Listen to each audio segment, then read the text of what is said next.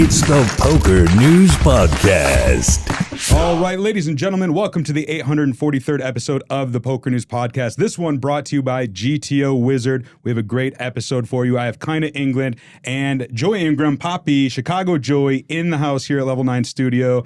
Thanks for joining us, Joey. Yes, sir. Yes, sir. I appreciate the invite. You guys sent it to me over a couple weeks ago, and I'm here. The new studio looks great. We got Kyna here. Kyna is actually one of the very few people I've actually done other podcasts with before. I don't really do many podcasts, but I love Kyna, so it's always great to see Kyna thriving over here, and you guys are doing a great job. So I appreciate the invite, and I'm curious to see what you got in store. Yeah, well, we're going to talk about GTO Wizard and your relationship with them here in a little bit, but we got to start with something that happened last night at the 2024 World Series of Poker. Scott Seiver. I mean, Kyna, we've talked about him once, twice, 3 times now. He's won 3 bracelets this summer alone. This is only the 6th time really that somebody's done it in Vegas, right? Winning 3 in a single summer. 7th overall. George Danzer did it in 2014, but 1 was at Asia Pacific. So yeah, it counts, but it's a little bit different. Anyways, it hasn't been done. It don't count. Yeah, it doesn't count.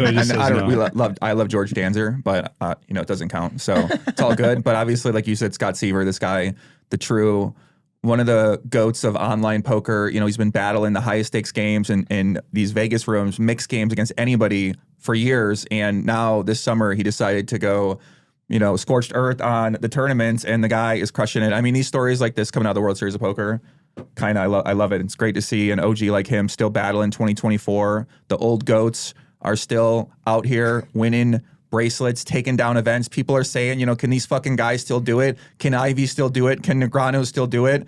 And what's happening? The fucking old guard is standing strong in the face of all the young generation. Everyone here still comes from all around the world, and these guys are still doing it. You're kidding. I can't believe it, really. Like, I'm stunned. It's inspiring to see these guys still doing this stuff. So props to Scott Seiver. Did I see it right too? Maybe I didn't, but did he also final table that hybrid one, like the online one, or was that not it? I don't know. I don't know for sure. Okay, because I was going to say if he did, I don't know for sure either. I thought I saw it on Twitter. Maybe he mentioned it. Maybe it was like out of context. But if he did, then hey, maybe bracelet number 4. I was going to say that's the other part. There's still 2.5 weeks of the World Series left. The main event hasn't even started yet. It's going to start tomorrow as this episode releases. And who knows what will happen with the main event with Scott Seiver. It's interesting. So the event he just won last night was event number 72, the 10K Deuce to 7 Lowball Draw Championship. It had 186 runners, really stacked final table. Jeremy Ausmus at another final table. What is with this guy? I mean, what's his secret? He's got, I don't know.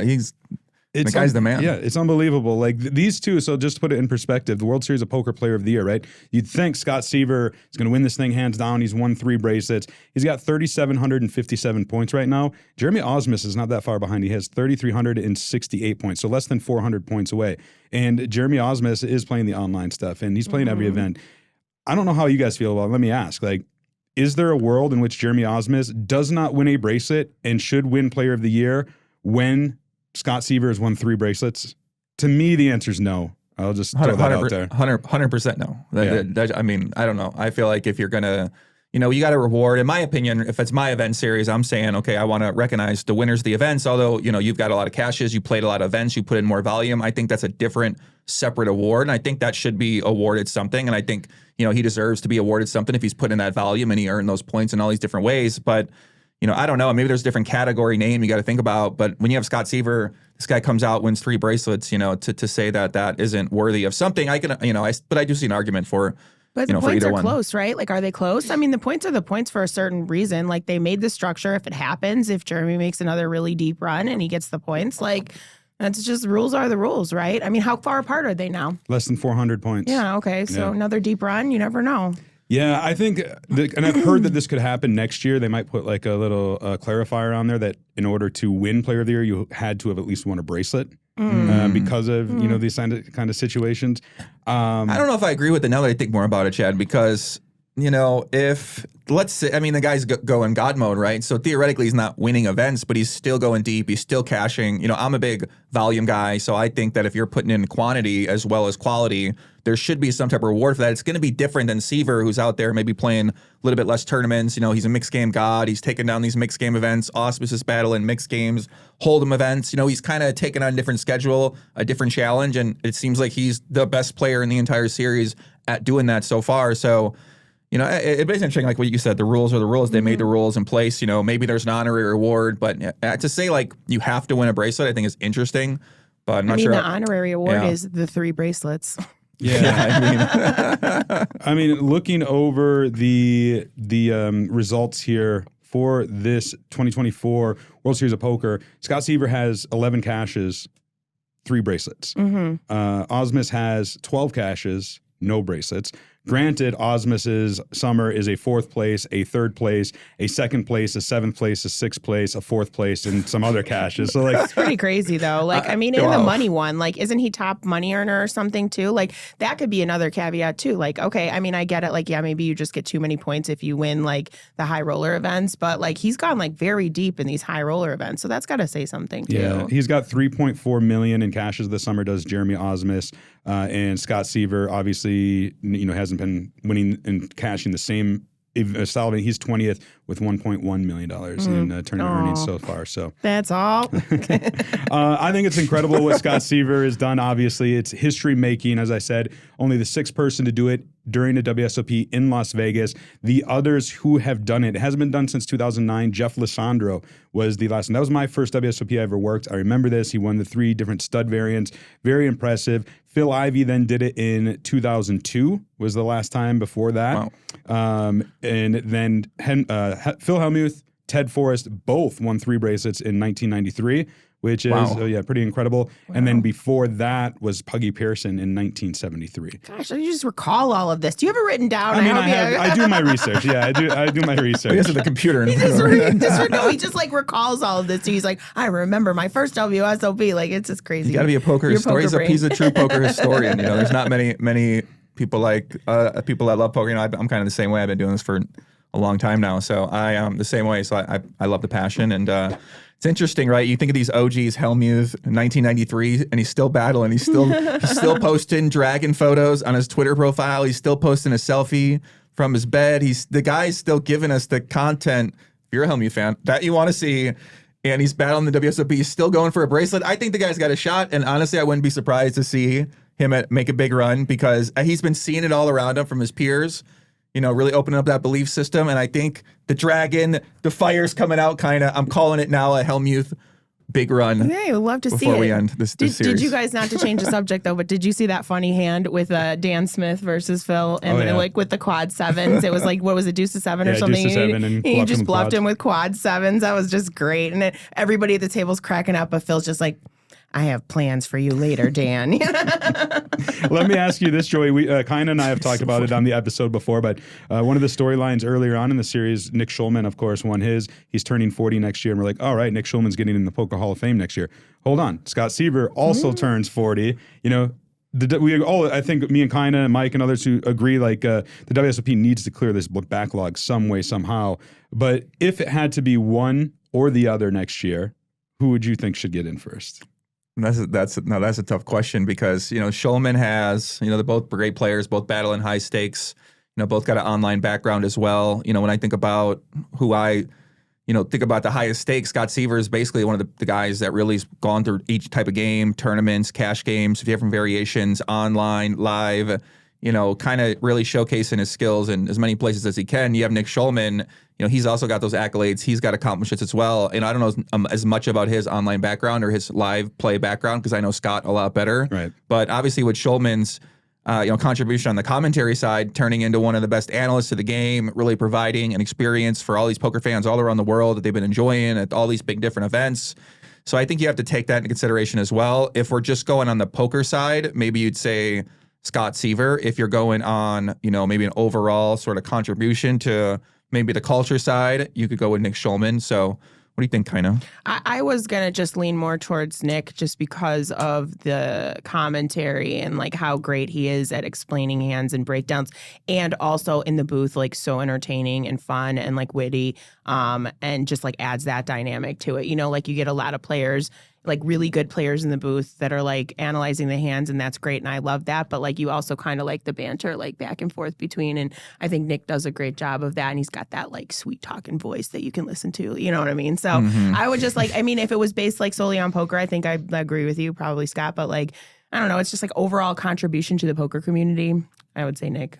Yeah, Chad, what do you think? Well, I think, look, I'm really impressed with what Scott Seiver has done. I do love Nick. They're both going to get in inevitably. And so to me, who gets in first doesn't really matter too much. But if I had to pick, I think Seiver probably after this year should get in. Now, things can change too. There is a recency bias to the Poker Hall of Fame. But I think what just really needs to happen is the WSOP needs to amend it a little bit so we can get some more people in that deserve to get in. At least 2 a year, just like the old days. What's the tradition now? One a year? Just 1 a year. That changed right around COVID. And it's tough because there's a lot of people who deserve to be in now, but there's this huge class of people who are turning 40. We just mentioned some of these guys. You got, Tom Dwan is going to be 40 before too long. Phil Galfond.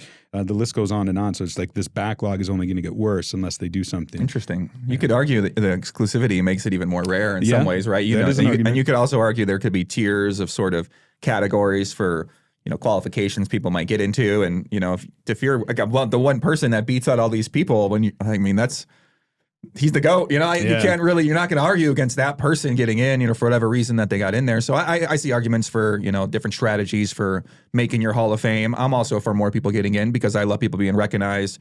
A lot of these players have poured their hearts and souls into their careers, and they are at a point where these accomplishments really matter to them, and the achievements matter, the recognition matters. The community matters, sort of like that place in the culture of poker history really matters to a lot of people. And I think you want to give them rewards. So I'm all for, either one as well, kind of expanding that too. Who got in last year? Was it Brian Rast? Brian Rast, yeah. It was really a two-man race last year, Brian Rast and Josh Aryeh. But and Aryeh is another one I think that deserves to get in. So before this summer, there was only 8 players who had won 7 or more World Series of Poker bracelet events. We're now at 11. Wow. Seiver has went from 4 to 7 now with his latest victory. You had John Hennigan get his 7th earlier in the series, and then Negreanu, long awaited. Now, we did a special episode, Connor Richards and I, about Negreanu's win. We were like, we can't wait till next week. Let's just get this out there. But I do want to talk and get your guys' opinion on it, because to me, that, and I've talked to my colleagues, that so far has been the most energetic, best atmosphere of the WSOP this year is when he won the 50K PPC. He hasn't won a bracelet in 10 years, hasn't won one in Las Vegas since 2008, and Negreanu gets it done. Joey, you're a man of the people and in the content space. How big was that Negreanu win? Yeah, I mean, listen, for him, that's massive. When you're a poker player, like, you're judged by your wins and losses. And when you put yourself out there as a content creator and say, I'm going to be judged publicly, I'm going to be shamed for everything I do, good, bad, and ugly, at the end of the day, people care about getting the W. So if you can go out there on the biggest stage, which the World Series of Poker for Daniel Negreanu is the biggest stage. It's where the guy really grew up at. He became a superstar in the poker world. So I think that, this moment for him is going to be something that you need in your career. Like, he's playing for legacy status here. He's playing for the best of all time. You need these wins. You need longevity. You need results. So I think that was really monumental. I mean, obviously, poker fans all around the world are so excited to see the legend of the game win. So I was excited, man. I was like, wow, this is cool. I mean, how inspiring is it? Like I said, to see these guys, you're seeing them post every day on social media, talk about their career, show you their career, then they're going out there and still making millions of dollars while they're showing you. Like, how does that not inspire you as if you're an aspiring poker player to say, like, damn, that's, even as just like a fan, it's great to see that insight into their life and sort of like go through that experience with them. So Negreanu was a big fan of you, Kyna, on Game of Gold. And what did you feel when you saw Negreanu get this done? I'm a fan too. Like, I watch his vlog every day, and it sort of was hard to see him go through it. And I think the same thing kind of last year happened, where he was just going through it a little bit, and feeling it and like feeling pressure a little bit, excuse me. But when I watched his vlog, like the episode where he won, and he was doing the interview at the end and like kind of broke a little, like teared up a little. And it was just like, you could see it in his face that he's like, okay, like, I've done it. And like the whole rail was excited for him. And he made sure to like go around, take pictures with everybody, like say hi to everybody, say thank you to people for being on the rail. So I thought that was pretty cool of him to still, like be part of the people, be like giving back a little bit in that way. Yeah. And that's what we always loved growing up about Daniel Negreanu, was he was always that man of the people. He loved the fans. He loved to put on a show. He won, he lost, he shared his emotions, and his career sort of evolved, and now he's getting to be a little bit older, and he's still out there battling. He's still out there competing. So, I think at the end of the day, that's what a lot of fans want to pay attention to him for, right? He sometimes we'll have, situations, antics where fans will get at him about, or, outbursts, something like that happens. Like, I think a lot of people just want to see him play poker, want to see him try to win. We want to celebrate it when he wins and, sort of follow along when, when he's not in our own demeanor these days, right? I mean, you can follow, it's crazy. You can follow somebody every day of their life now if you really want to. And some people are going to tell you what they're doing every day. It's like, oh my God. I like that. I like these crazy. little WSOP vlogs that people are doing. Like, I'm not going to lie. Like, I like Daniel's every day. I watch Ryan's every day. I'm a huge fan of Ryan DePaulo, like in his everyday vlog. It's very cute. It's like, here's what we're going through. Here's what happens. I should make one. I don't know. I guess I'm too lazy and not that interesting. I'd watch it. So Daniel Negreanu, 7 bracelets. Scott Seiver now has 7 as well. And PokerNews was actually there last night to do a winner's interview with Scott Seiver, who is a 7-time bracelet winner. Here it is. Congratulations, Scott. You have won your 3rd bracelet at the 2024 World Series of Poker. You are the first person to do so in over a decade. You famously tweeted one of the worst things about playing poker is not ever feeling satisfied. 3 down already this year, put into words. Are you feeling satisfied? I feel very satisfied right now. I can't really describe it. I'm like on cloud 9 right now. This just means so much to me, and it also is a step in a personal journey I've made for myself, where I've had a big pie in the sky dream of I want to win 1 bracelet in every single discipline there is for the Players Championship, which is, it's a 9-game tournament. This is now my 5th of the 9, so I've now crossed the halfway point on my goal. You came 2nd in the Do 7 Championship back in 2022. How does it feel to come out back to this event and clinch out the win this time, winning your 1st bracelet in this game specifically? It feels incredible. I can't lie and say that the heads up first Pedro was going through my head while I was playing this time, being like, oh, I really hope I win. I really hope I close it out. But this tournament is just unbelievably special. One of them, in my opinion, most prestigious of the year. And I've wanted this one for a long time. I've always loved this game because this is a game about people.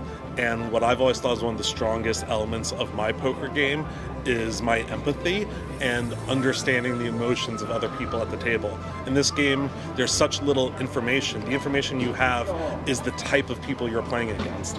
And I've just always found that really beautiful to me. Player of the Year race is absolutely bonkers this year. One of your final table compatriots, Jeremy Ausmus, is right in there with you as well. What would it mean to you to win the Player of the Year race? Oh, it means everything. This now puts me ahead of him. I know I had to get first to get ahead of him, which is crazy given it's 3 bracelets, but he's having truly like one of the best World Series ever, and I'm just lucky and thankful enough that I'm pushing just a little bit further.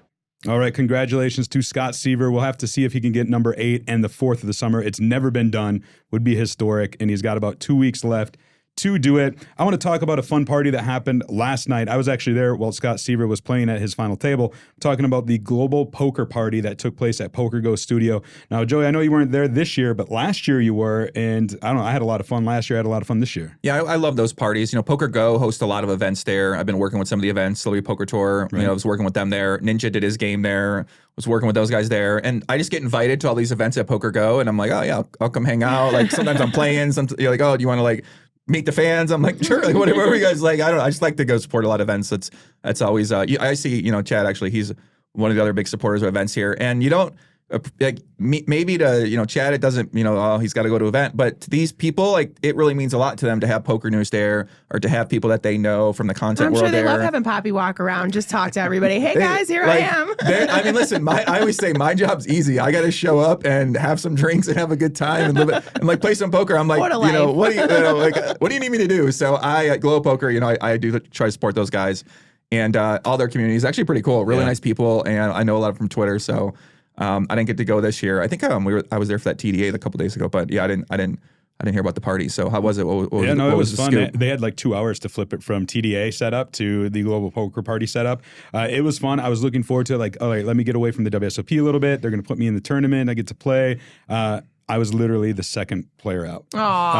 Just my colleague, Elliot, who I work with at PokerNews, had my number in 2 big hands, and that included the final hand. Like, let me pull out my camera. I'm going to show this. Little bastard had ace-jack and called me when I shoved with pocket eights. He didn't hit an ace or jack. I got the old counterfeit, which is kind of even worse. And then, of course, Kyle Anderson, the PokerNews ambassador for Ontario, who has been co-hosting on the podcast here in a couple episodes, he was there, and we actually got his bust out. So we're going to run both of those back to back. And fold my hand up if I would have won. Is that it? All right, it's a fair fight. I deserve to in this one. Ace. Don't do it. Jack. Queen. Okay. 9? No. Damn it. Counterfeited. That's the worst. You're so It's gonna be a story. If you're slow rolling me, I respect the hell. Please tell me you're slow rolling. Did you look at your cards? I might go for it. This is, if you have aces and you're doing this, bravo. Bravo! I would appreciate the heck out of it. I have 2 red cards. 2 red cards. Just red? I'm gonna call. All right! How much is this? We can be on 35. Yeah, just let's see. You can take the chips back if you want. Come on. You can take them back. Oh. 2 red cards. Okay, we'll chop. Oh, yeah, I chop. check us out. Oh, yeah. You're so far behind. Come on, cut. This is what you do. Get in behind and get lucky. That is the strategy. That's the strategy, right, Jack? Diamonds. Oh, diamonds are so coming. Diamonds are so coming. Oh, shit. Diamonds are so coming. Oh, Go, Cats! Woo! What an applause for elimination. Why were you all in with pocket 8s on hand 1? It wasn't hand. It wasn't hand. Dude, why would you be all in at taking 8s, dude? Fucking play some post. You start with like 4 blinds. That's Dude, you gotta play some post lab with these players. I guess Glow of Poker, they're better than charity poker. We usually play charity poker, and those people, you don't go all in pocket 8s. I mean, sometimes they actually go all in with worse hands, but they really. It was those fun. are fun. One of the most fun times you and I had was at the charity series of poker, and we got to play at the same table, and we were drinking, and I think we both made the final table. Yeah, that was crazy. In the Luminarium or something like that. Yeah, I don't know. I was like, how the hell do we do this? Well, another really fun moment that took place during the global poker party. So I got out, I busted, right? I'm still going to hang around, have a few drinks. There was a player who had also busted early named Dave Haines out of Utah, and he's on his phone playing, and somebody came up to me and he's like, oh, he's playing on the PokerNews Cup on Global Poker right now because that is happening as we speak. So he was actually playing in the Gold Coin main event, which had 296 runners. He was heads up with a big chip lead, and he ended up winning. He ended up winning the trophy, the PokerNews Cup trophy, on at the PokerGO studio while he's playing online while this other event was happening. Just totally coincidental. What a strange, what a world we're living in now, Chad. You can play on your phone, poker, win tournaments. I'm like, it's a real different world that we're in these days than both poker world. It takes me got to wrap my head around it a little bit. So, but yeah, I mean, that's the most fun thing about these parties is the after, just meeting all the fans, like seeing where people are from, especially at a poker like a players party, you get to meet, what's your screen name? And you're like, oh, that's you, right? Like that's the most fun thing for me when I'm meeting people. Like, oh, you're from Twitter. Yep. But now, I mean, I kind of know everybody now, so I very rarely get to meet someone. I've never met you before. So but I've always loved that. Like, hey, you're this person, and wow, we've known each other for 4 years, but now we're seeing each other in person. Those player parties are cool. My name on Global Poker is PokerNews Chad, so pretty straightforward. Oh, okay. It was actually really interesting to see Dave Haines. He goes by the name Today's Freak is his online handle there on Global Poker. What is it? Today's Freak. Today's Freak. Yep. Okay. I don't know the story. He's from Utah, so who knows? I got questions. This trophy he won was apparently his 14th Global Poker trophy, and they had the Global Poker staff there, and Henrik, who is one of the head guys there, learned that this happened. So we actually got that reaction, and then we had our very own Abby do a little interview with him. Here are those videos back to back. We should make a little announcement. Yeah, multitasking. I started playing this morning. We're at noon. Here we go. Congrats, man. Thank you. I'm out. I shoved top pair, not flush draw, into a flush. So it's hard to win 2 tournaments in a day. Yeah, it is. Well, this is. Thank you. I appreciate it. Very impressive. Super special announcement tonight. I am here with the winner of the PokerNews Gold Coin main event. Let's have a hand.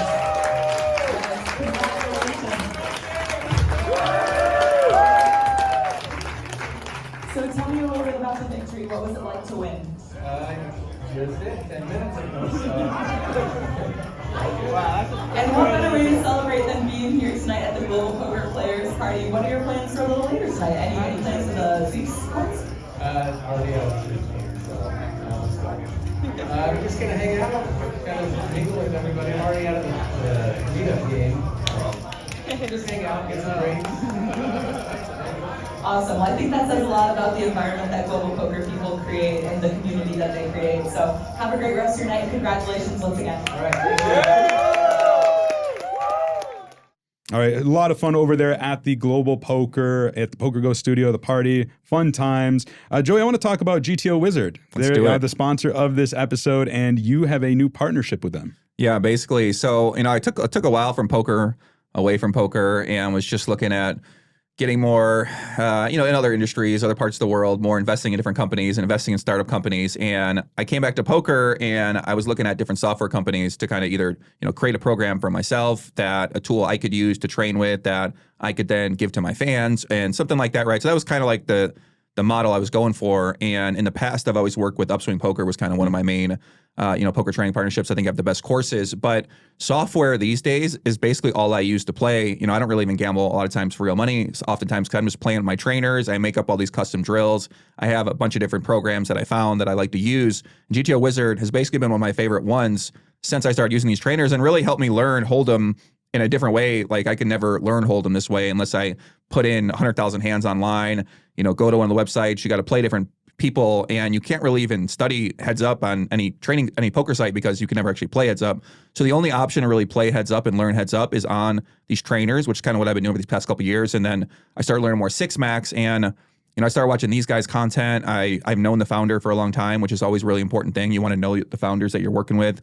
They want to have, they want to value you, because if you're in a partnership, you want to work with someone who's going to see your value and be able to put you in a position to shine. I've worked with a lot of companies in this industry that have no idea how to do that. Not to say nefariously or anything out of line. It's just certain companies and certain people know how to put you in a position to succeed. And I feel like meeting with them, I was like, wow, these guys, love the team, kind of love the vision that they have. They try to have real good partnerships with a lot of other good content creators in the biggest events. And I feel like we're aligned in a lot of different ways. And then they just have the best program with the software, with the AI, with the trainer. And, I'm kind of working with them on some potential future ideas, and maybe they could even help to build my future sort of software that I'm going to be selling potentially to the Legion, or something I can use privately. So there's a lot of different room for growth in terms of working with them. And I've been like doing my due diligence for a year or two, meeting with all these companies, startup founders and software engineers to figure out what the best road could be. So I felt like this was a good move for me to make. And it's a little different because I don't do much Hold'em. I'm not really known as a Hold'em person. Yeah, I was going to say, like, does it help you with PLO at all? Or? Well, I mean, the PLO is in the roadmap, but I'm mainly playing a lot of Hold'em right now because basically what happened is that, as you guys know, poker's Chad knows, he's in Vegas. Like, poker's like really getting a lot more popular. Yeah. And like there's something definitely happening here. And all of these shows, I started watching the shows and I realized that most of these people on the high stakes shows don't know how to play Hold'em. And like, they're really bad players and they basically go on TV to lose. And I'm like, wait a second, like this was never an option before, where you could go on a high stakes show and like people like are, oh, you can't come if you don't try to lose. It's like, what fucking planet are we on now, guys? Right. So I got an edge right now because I get invited to all the shows and I can put on my events. I could put on my own game. I could, everyone's always saying, come. I'm like, okay, I always said no. But now I'm saying, well, what if I just said yes? Because I can basically invite anybody I want to come play a game with me. So, the kind of ways that you can think about this these days are just so different. So that's why I started learning Hold'em and I started learning Six Max. I got the best coaches. I got GTO Wizard. Tom Bose is one of my coaches. So, I'm basically just positioning myself to be able to either to play in any game, Hold'em, PLO, any stakes, heads up, shorthanded. So I'm basically just kind of building out my skill set for poker. And the Wizard, you need the best coaches and trainers. So these guys are actively incentivized to make me as good as I can. So I'm like, wow, okay, it's perfect. So I mean, I know a little bit. That's kind of what I was thinking about when I came to it, I guess. GTO Wizard certainly has like made a big mark on the poker world as of late, right? Kind of like I see it everywhere. I hear about it. We're talking about it on the podcast. Are you familiar with it? Have you used it? Yeah. So actually, like before I went on Game of Gold, I did a little bit of solver work and I used the GTO Wizard a little bit just to run spots. But like, I mean, for my game, like being too technical like that, like gets in my head a little bit, and then I'm just like, what does the chart say? Instead of just like playing like and feeling it out and like checking it later. But it it's cool. You see people checking it on their phone now, you know, like you could do it at the table. Don't do it at the table, but you see just people checking spots later. It's great. I guess it's good for the game, you know? And most people have no idea what they're doing with that program either. That's what's kind of interesting. And that's really my big takeaway when I learned more how to use it was that, you know, nobody really knows what they're doing with this thing. And really the skill level is in being able to understand how to utilize the data that is in the program. That's the big edge right now in poker because, you know, everybody have a chart and they have, you know, maybe I do this range. You know, for the most part, like that's only going to get you so far. You really have to know how to do it more, advancedly and stuff like. So like once people are going to get better at using it, that's when it's going to be interesting because, you know, I don't know, like the whole chart and the real time thing is a very big topic right now. The charts are great too, but I like the flap. Like what was it? It's like a flap gauger or something where you can just like. I had it in my head. Sorry, yeah, it's basically it's basically like how it works is that there's a trainer, so you know it'll give you a scenario based on a certain input of ranges. So you'll put in different ranges. So the ranges that you put in are going to make a difference for the strategy that's going to tell you to do, and then the stack sizes are going to matter as well. But it builds a strategy for your opponent that you're training against, and then you can test yourself against a certain set strategy, which you can then see. So you're basically training against a very specific type of person, usually a person who's more balanced, who's raising more than an average player is going to be. So you're kind of training against a strategy that if it often might not be the one that someone's going to use. So you have to be able to understand, you know, where does the data matter? How does the data work into my game? And, you know, how to change those inputs to match up with the kind of people you're against. But the trainer is like a great way to test yourself. That's what I do. I mean, I've played like 100,000 hands or 100,000 spots with this trainer. Damn. And, you know, that part just makes there's certain things you can do and certain drills you can do that once you get in real time, you've done it 10,000 times. And, you know, to me, it's like, I'm like, I can't even believe this exists. Because when I started poker, like I had to play 100,000 hands on PokerStars to get 100K hands in. And now I played, you know, a few 100,000 hands with all these different things. And so now I'm like, you know, I'll play anybody, right? Like I'll play anybody heads up. Like you just, you know what I mean? You get this confidence, obviously, right? I'm not trying to play some. I was going to say somebody's going to see this that you just said. Well, I'm down at certain state. Listen, if I had a place to play online poker right now, heads up, they just charge way too much rake. Yeah. Like there's no fucking way that I'm going to be paying this much rake to play heads up challenge against someone online. If I could find places where it's lower rake and especially at you know, there's a stake I'll play anybody at. So, you know, obviously the best player in the world, yeah, of course that guy, you know, is sitting in his room all day for the last 10 years running a number, you know, of course he's going to want to play, right? But I think for me, when I'm looking at matches, I'm looking at content creators, I'm looking at people out there, you know, who also are out there making their own content, trying to get better. You know, I'd rather play people like those people than, you know, if you're like a player who, you know, you're just that nobody really, you know, knows about in the content streets. Like I'm kind of trying to make content as a lot of my stuff. And then I'm willing to battle anybody though, if it, you know, if I got time, but I got a lot of things going on. I got to manage my time. So I'm trying to figure that out, you know, my own poker approach, which I'm sure you got to figure out, you know, we all got to figure that out. If you want to make money from poker, you got to figure out, well, how are you going to do that? What are you going to play? What are the games you're selecting? So, you know, that road never ends in poker. There's more opportunity now than ever before as a player. So it's like exciting to see these tools and stuff like that help you out, get better, and basically put you in a position to succeed at what you're trying to do with poker. So, well, I'm excited because PokerNews is also going to be working with GTO Wizard. We're going to be doing a bunch of different stuff, monthly articles. They're going to be our official chip count sponsor for the remainder of the World Series of Poker. They're also going to be the sponsor of our popular Hands of the Week, which I'm excited about because I kind of started that series. That's right? cool. And it makes sense, hands and whatnot between that and GTO Wizard. We're going to have a dedicated channel on the PokerNews Discord server. We're going to have a review page for GTO Wizard on PokerNews.com. And perhaps my favorite thing is we're going to do a monthly Ask a Wizard. It's like an AMA, Ask Me Anything, but Ask a Wizard from a representative from GTO Wizard. It might be you one of these months, who knows, but they can come on, fans on Poker Twitter, on PokerX, and ask questions, and GTO Wizard will break it down. So I think we're going to see a lot of that, right? There are people out there who, like, they've heard about the solvers, but they're probably like, I don't know how to use this. I'd love to submit this hand and have it run through a solver. Can you do it for me? So we're going to kind of do stuff like that with GTO and get the. It's a good idea. Yeah, like get the bridge that gap for people who are intimidated by solvers and show them that GTO Wizard can be for anybody. I would say at Hold'em, their coaches on there are a lot more, you know, these guys are longtime online players, you know, some of the best online guys, some of the best podcast hosts. It's Poker Strategy right now online. So very impressed by the roster they have. You know, I'm still learning. I'm like learning 6-max. I'm kind of a 6-max noob. I like to play more heads up and PLO. So It's gonna be fun. I'm excited to see what you guys can do. I like that idea of kind of putting together a partnership and helping you guys out. You make some content with them. You kind of bring in some of their coaches. You help give value to your community. So now your community is going to learn how to play a little better. And theoretically, I'm trying to make my community the best community. The Legion, Legion. They are the best community out there in the poker world, and well, hopefully they're all watching this episode. It's for you. Hi, we Legion. would love it. I'd say Kyna's in the Legion. Am I? Oh, okay. Yeah, come On on. Do I have to change my Twitter name now to say Legion? I do have a video from GTO Wizard to show you a little bit more about what it's like. Check it out. Take your game to the next level with GTO Wizard. Practice against GTO on all your devices. Study any situation using our revolutionary AI-powered solver. Upload your hand histories to uncover your biggest leaks. We have hundreds of hours of coaching from top pros, cutting-edge theory articles, and custom study plans to help guide your poker journey. GTO Wizard, the #1 app for poker players. All right, there you have it. GTO Wizard. We're going to have a lot more on Poker News and probably here on the Poker News podcast, so stay tuned. Kyna, I want to talk about the PokerNews Deepstack Championship, a tournament we both played and did not do well in. That's right. Event number 62, $600 buy-in tournament. This was the pride and joy of Poker News this summer, right? We have a bracelet event for Poker News. That's awesome, by the way. I mean, that's pretty incredible to get your brand inside the WSOP in your first event. That's exciting. Yeah, I mean, congratulations. I've been around, the World Series for 16 years. I never thought I'd see something like this. 5,110 runners, so it was huge. 4-day event was won by the UK's Hector Berry, defeated Canada's Luke Verasso in heads-up play.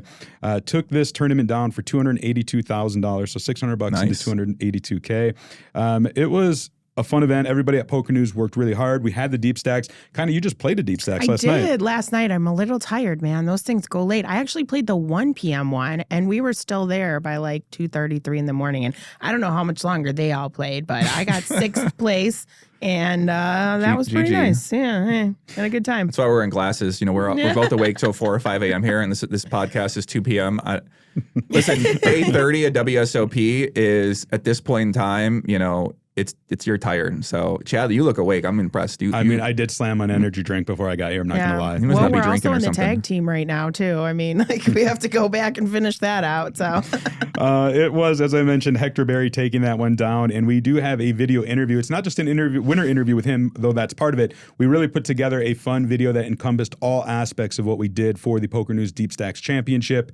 Check it out. We are here at the PokerNews Deepstack Championship. The time has finally come. There are currently over 4,700 entrants in the field, and that number is just going up. I mean, look at this crazy line to late register. People are obviously super excited about this tournament and their chance to win a WSOP gold bracelet, of solid golds at PokerNews card protector, and hundreds of thousands of dollars for first place. Let's go talk to some of the entrants in the field.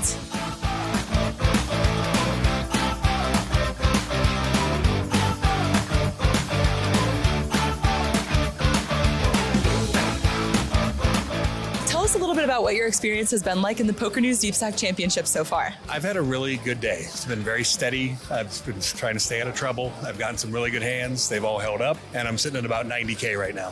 Fun. A lot of fun. That's the best poker tournament, and I'm excited and invited everyone to come and play this PokerNews Championship. Started off a little slow, got lucky with hand jacks versus aces, and got lucky on that one. Just folded a lot since then, so it's been going pretty good. I'm glad to be here. There's a lot of good players, so we're going to have a lot of fun. Good luck, everyone, including me, myself. I know you have a particularly interesting story about how you actually qualified for this event. Tell me a little bit about that. Right, so I won the 4 o'clock deep stacks Saturday night. Saw that I was on the leaderboard, but figured out that whoever won Sunday and Monday, the 1 o'clocks was going to pass me, and I'd be off the top 10. So I woke up Monday and I said, all right, I got to fire these things until I'm in cash, at least something. And maybe, who knows, maybe I'll win again. But I blew it in the 1 o'clock, but finally I got in the 4 o'clock and I got my min cash. And when I woke up this morning, I had just enough points and I got a free roll to the tournament. What would you do if you won the PokerNews Deepstack Championship? Oh, good gods. I would definitely be staying here for another couple weeks. Oh, man. Play some more next year. This guy loves the game more than anyone I've ever met.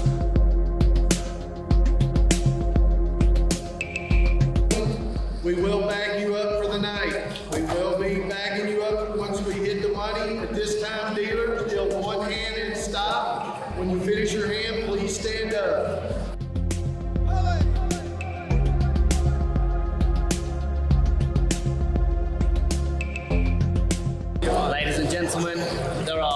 767 players left in the PokerNews Deepstack Championship. Congratulations, you're all in the winning.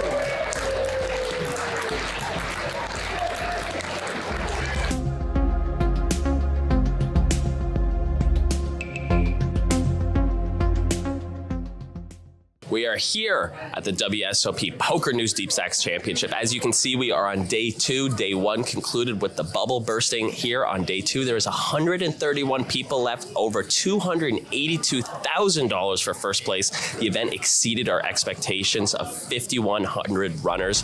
Good luck to the rest of the field.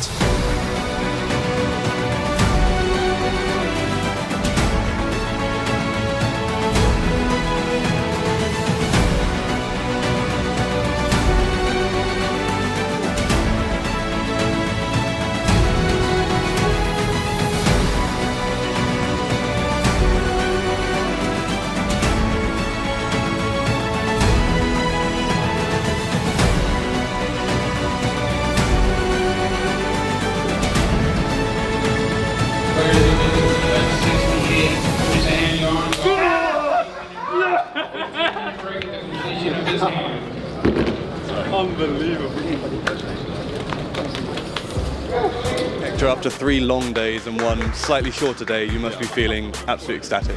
Yeah, I think you could see at the end there I was a bit emotional. I sort of looked at my phone, saw the messages coming in, kind of heads up, you're so engrossed in the moment and it's so draining that, yeah, it's a massive relief and yeah, just thrilled, really thrilled. Yeah, I just knew that the structure on day 2 was a bit better, and as you got to the final table, the 16-hour blind levels became a bit easier to play. I remember on, late register on day 1, made it to day 2 with 9 big blinds, and I was in the cut-off, so I had a few hands before I was just going to be all in. I doubled up twice, and that gave me a chance. And even at the end, with 5 left, I had 15 big blinds. But there's always a chance, and I was fortunate to get top 2 against my straight, flop straight. And then yeah, I'm not very good at heads up, but I tried my best, and today it was good enough. And obviously yesterday you were in the room when Daniel won his 7th bracelet. Yeah. You've now won your first, a stone's throw away. Yeah. It must have been pretty special last night, but more special today, I'd imagine. Yeah, definitely. I mean, actually, last night playing late, deep, with final 3 tables over here, you had all the Argentines going mental. You had Daniel winning a bracelet, and I was just sitting here trying to work out how to defend my big blind. But yeah, I'm obviously thrilled. I never expected to win a bracelet or anything like this. So I came here for 3 weeks last year, played about 20 tournaments, and then this year I played about 5. So 25 tournaments and won 1, which is kind of insane. So yeah, very lucky, very fortunate. I mean, I've only been sort of taking it seriously for a few years. I don't know. I don't know. It's a lot of money for anyone. Yeah, I just hope to come back each year, play high level tournaments, high buy-in tournaments. If you ask me that question in a few weeks, maybe I'll have a better answer. But I think right now it's a bit, caught up in the moment. Right now it's all about celebrations. Yeah. Any plans? I don't know. I mean, I had Joe on my rail. I didn't have a sort of Argentine rail like they had in the Millionaire Maker. So we'll see. Probably just play again tomorrow in some other tournament. But definitely have a bit of time off tonight. I know my phone's just gone mental, so probably need to respond to my parents and friends and stuff. So don't stay glued to the phone. Enjoy the moment. No, thank you. Congratulations. Thank you very much. Thank you. All right, there you have it. Congratulations to the winner of the PokerNews Deepstack Championship, Hector Berry. I want to talk about some other WSOP winners since our last episode because there have been a few. The $5,000 Seniors High Roller. This was 680 runners. Just a massive field for the first ever Seniors High Roller at the WSOP was won by Mark Checkwicz out of the USA, defeating Israel's Ari Klipper. It was a very interesting final hand in which Checkwicz flopped the nut straight with 10-8, and Ari flopped a pair with a flush draw and I think a gut shot straight. Yeah. Pretty wild. And Checkwicz did something that I really like to see at televised final tables. He actually talked to his opponent and kind of goaded him in to it a little bit. We actually have a clip from the PokerGO live stream. Check it out. And his strategy of not giving walks has really worked out for him. He's raising all those trash hands and he's getting a lot of folds like he did last time. Now, Checkwicz has a nice hand on the button. He started raising again, but this, if you are limping, this is the kind of hand that makes a very good limp. But he's gone for the raise again, and Viper with also a very nice suited hand, perfect to call with.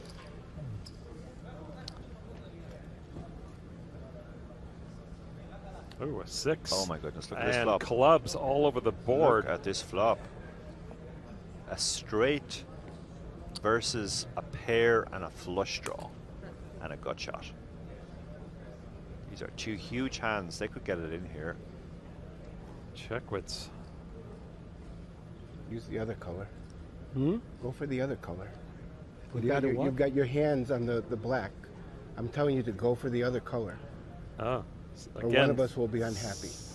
Oh, the calling. Smaller chips. Yeah, he's going to go for the raise. His hand just has so much equity, and his pair benefits so much from protection. Wow. And now, Checkwicz, this is the dream. You've got the nuts. Your opponent has raised you. But there's a lot of bad turn cards for your hand. Well, you've put us down the path. Or Yeah. we can come back again. I think he's going all in now, probably. He's on the path. Or at least he's raising. Maybe it's too much to go all in, but... 725. No, I guess the I old... have the same color. I have more of them than you. I'm Yes. that confident.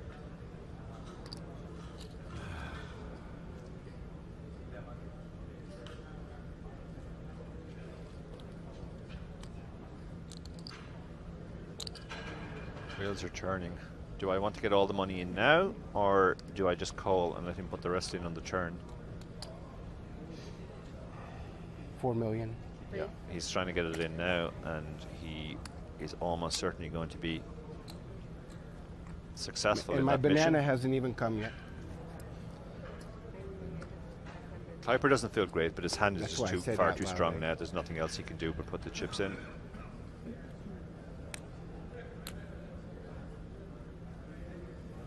Even when he's up against the nuts, you can see You can he jump still off the has train, almost Ari. 40%. Jump off the train before it goes off the cliff, right into the ravine. Ari, you can do it. You didn't do it. This could be it, boys. This could be it. You just call. It's a call. Black deuce, but it's a I spade. mean, there's a card that changes nothing on the turn. Nothing. Absolutely, completely blank. So if I'm on a draw, you need to go all in now to make me pay. He's not wrong. He's not wrong. He's doing our job for us. All in, There and it a is. call. And now Checkwicz one card away, one clean card away from winning this bracelet, but Ari's got outs. Ari, צריכים טילטן. אני זוג ולצבע והוא קנטה. Mark Checkwicz has been handling this table with such aplomb and now needs to fade a club on the river to win the bracelet. The river card is the 8 of spades, and that will do it. It's a night that has belonged to Mark Checkwicz the entire way. My pleasure. Yes. Tanya, thank you. He is a World Series of Poker bracelet winner. Thank you, man. All right, there you have it. Fun last hand, kind of. I mean, really exciting. I like those little moments, especially in like Yeah. seniors events and things like that. Well, and then they call it guy Cookie Monster or Yeah, something Cookie too. And he had a Monster. little Cookie Monster figurine. So first ever like inaugural event, you know, like cool. You won. Good job, man. That's awesome. I don't know what else to say. You always need a good figurine by Yeah. your cheap stack. So I'm all about a great. Remember Greg Fossilman Raymer with the Do I remember him? Yeah. Yeah. Love that guy. He's still around, I I think. love that It's the guy. I don't- 20th anniversary of his win Did this I year. work? Oh wow. Oh cool. Everyone when I started poker, I love those guys. Jamie Yeah. Gold, love that guy. You know, I don't know. I don't care what these guys. I don't care what happened with them. I love them all. Jamie's been over there grinding every day. Yeah, it's good to see. Love Jamie Gold. One event I would have thought I would see you in, Poppy, was the 10K PLO Championship. You love that 4-card game. I do. You know, I played that event in the past, but I'm just not playing. I'm trying not to play many tournaments right now. I don't know. I don't really want to start addicting to tournaments, and I don't want to think about PLO tournaments. PLO tournaments is way different than PLO cash. So you have to like really get your mind thinking a different way if you really want to be playing your best. And you know, I'm just working on other things right now. So maybe in the future you'll see me in that great 10K PLO main event. But You playing any events this year, or did you play any events? Not yet. No, I've just kind of been working on other things right now, and I just want to keep my focus on that and really focus on. I'm playing more online and playing. I like playing more with trainers and battling online and just going to events. But no, not the series yet. Maybe I'll play the main event, but I've never played that before. So Never. Mm-mm. Kyna and I are playing in just a couple days. Yeah, I'm excited for you guys. I've always played PLO, so this is like my first real time like learning Hold'em. So I used to know it back in the day when I first started my career, but for the past like 10 years, only PLO. So I haven't really thought about playing Hold'em tournaments at all. But now, I don't know. Now I'm getting these tools and I'm getting some skills. So now I've been thinking about it. But I don't know. I mean, maybe in the future. But well, the 10K PLO Championship was won by France's, and I'm about to butcher this name, Elie Nakache. Let's go. Where's he from? France. $1.3 million, though, for this one. Pretty incredible. Yeah. Nice score there. Another big winner was Ben Collins, won the Salute to Warriors. $500 buy-in, 4,517 runners, turned $500 into $207,000. Similar in event number 68, a 2,500 no-limit Hold'em tournament was won by Colin Robinson, defeating Carl Shaw heads up, turned 2,500 into $668,000. Wow. There's a lot of events this summer where it's like, kind of going under the radar because maybe the biggest names aren't there. It's not Negreanu, it's not Seiver, it's not Ivey. But you get something like this, so $2,500 and $668,000 up top. That's a big payday. That's sick. Yeah, and then that's so many people. Wow. I'm trying to look in the recap here where they have the field size. Let's see. Impressive.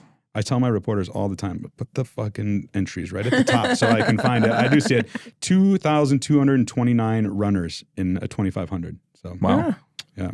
And the last bracelet winner that we'll talk about was Nikolay Fal, who took down event number 69, 7-card stud, high-low for $153,000. John Turner, Yuval Bronstein, Joey Kudin at that final table, 611 runners in that one. There are some other big events taking place right now. In fact, Kyna, you're wearing the sweatshirt to support a good friend of mine. I used to do the LFG podcast with her, Jamie Kerstetter, chip leader at the ladies at final table. I'm going to go over. Go. It's going to be starting like right after this. So I wore my hot dog sweatshirt for support because she is my hot dog. And hopefully next time we're talking about her winning a bracelet. But good luck to all the ladies in the event. Yeah, the Colossus is on day 2 as well. We got the 25K high roller PLO. Lots of big events. The tag team event got underway today.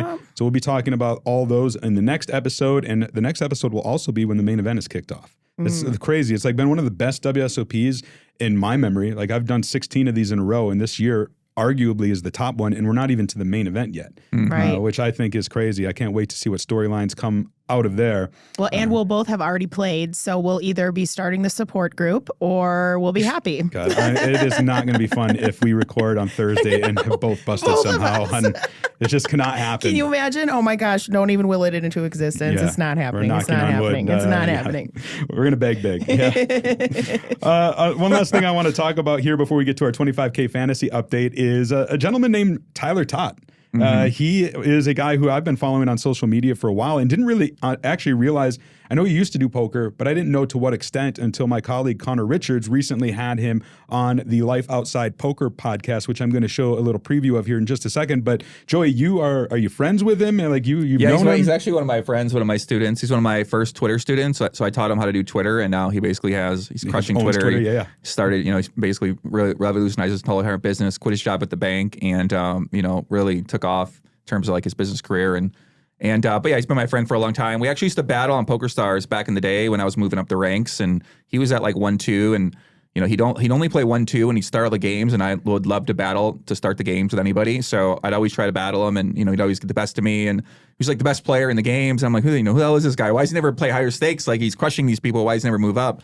And then we found out we're both from Chicago, so we just got to know each other, and we've kept in touch over the years. And ever since he moved to Vegas with his family, we've just been, pretty good friends, try to go hang out all the time. But yeah, he's got this deep poker background. But after Black Friday, some of us moved, some of us didn't. He didn't move. And he started working a more traditional career route, personal trainer. And then he got into banking. And then, now he's got this successful online content platform. And a lot of poker players want to know, how'd you go from a winning poker player to an actual career outside of poker? Because a lot of poker players are looking to maybe make that transition if they can find an opportunity like that. And, he talks a lot about that in his content. He's a big family guy, always talking about family, and he's got some adopted kids, loves to talk about making love to your family, making love to your wife, like, you know, treating them right. And I don't know, man, he's funny. He's like a funny guy. I don't know. But yeah, you know, I know him pretty well. So yeah, you can check out the full episode. But I'm going to give you a little teaser clip. I asked Connor, I said, hey, give me a minute clip that I can share on the podcast to give the folks at home a little taste of what they can expect. Here it is. Are there any big players who are still around today that you remember competing and grinding with back in those days? Yeah, I mean, Tom Dwan was Hold'em_no-limit back in the day. You were playing against Tom all Dwan? the time, man. Wow. And then it was just one day, because I jumped up to 2-4 and 3-6, which were the biggest games running back then. We're talking, man, 18 years ago or whatever. And then they introduced 10-20 and 25-50 and 100, 200, 200, 400 shortly after. I kind of always stayed around the 3-6 and the 5-10 for many, many years and just was one of the better players in there. But then all of a sudden Tom was like back then, I joke with my buddies, like we used to bum hunt him. like he wasn't that great of a player. And then all of a sudden one day something must have clicked for him because then he was just crushing the games we were in and just like a light bulb must have switched. And then he was crushing 200, 400 and one of the best players in the world. But yeah, that was a fun one. There was Annie Duke. This is why I love the World Series and the atmosphere here, man. It's like you're walking through and I remember being that 21-year-old kid, came out here with like, $3,000 and I was going to take over the world, right? And played a $1,500 buy-in. She was at my table. She actually busted me. But it was so cool to just like sit at a table with these heroes because back then it was on ESPN all the time. You watched every show. Like these people were larger than life. And there were just some great memories, man, and some cool times. All right, so there you have it. It is called the Life Outside Poker Podcast with Connor Richards. You can find it on any major podcast platform or go to the Poker News YouTube channel if you want to watch it. It is a studio show much like this. Speaking of which, if you're listening to this, and I know a lot of you are because you've told me at the World Series of Poker, check out the YouTube channel. You get to see us in studio. You can see Kyna, Joey, myself right now. You can see me in these brand new Poker News Podcast shirts that we have. I'm wearing one. There's one on the table. If you see me at the World Series of Poker, hit me up and ask me for one, and I'll probably get you one as long as we have some available. So before we let you guys go, let's talk 25K fantasy. This has really become a two-team race. Team the Dinkers, which is Josh K, and Team Sternheimer, Philip Sternheimer. But the Team Dinkers has opened up a lead. 930 points currently on top. 768 points for Team Sternheimer in second place. And it just goes down from there. Of course, anything can happen. There's still 2 weeks left. You guys want to guess who the top earner, what player right now has earned the most points in the 25K fantasy league? What was it like? It was Jeremy last week, wasn't it? It was Jeremy Ausmus last week. Yeah. I'm not saying it's not him, but I'd say it's Jeremy Ausmus still. It sounds like from the scores you rattled off earlier. It is Jeremy Ausmus still. On Team Nori, 361 points. Then Scott Seiver, of course, with 3 bracelets is second with 281 points. John Riordan, Chris Hunichin, Big Hooney. I'm going to go to his 4th of July party. Yeah, we're going to go. We talked about that. After, we're going to have the recording here first, and then go. I've always seen that party on social media. I've been kind of make me nervous. I'm like, oh, it's really great. I've been to his house before. It's real incredible house, incredible property. And I'm sure that party is going to be That was insane. a big fireworks display too. It's pretty awesome, yeah. Phil Ivey, 8th with 191 points. It's interesting with Phil Ivey. We talked earlier at the beginning of the episode about Negreanu and how everyone gets invested with him because he is so public facing. He's got the vlogs. He really connects with every level of the poker community. Ivey's quite a bit different. His appeal is he's got this mysterious presence about him, right? People want to know more, but he gives us so very little. He's actually given you some, though, Joey, in the past. Like, you've had him on your show. Yeah, I had him on the show before. Listen, I agree, right? Everybody wants to know more about Phil Ivey, and it's pretty incredible. He's still at 8th overall at every player. He's the 8th person in points right now, so I think that's cool. I mean, these guys still out here battling. I think how old is Ivey now? Is he 40s? Yeah. Obviously he's in the Poker Hall of Fame. I think he's got to be about 45, 46 right now. 45, 46. Yeah. I mean, it's incredible to see him still battling. He's traveling all over the world. He's playing in all these events, and he's still trying to prove himself. So I think it's great to see. It's great to see him win a bracelet. And like you said, I talked to him before. It was so surreal. I still can't believe it. I see him on my YouTube channel. I'm like, ooh, interesting interview.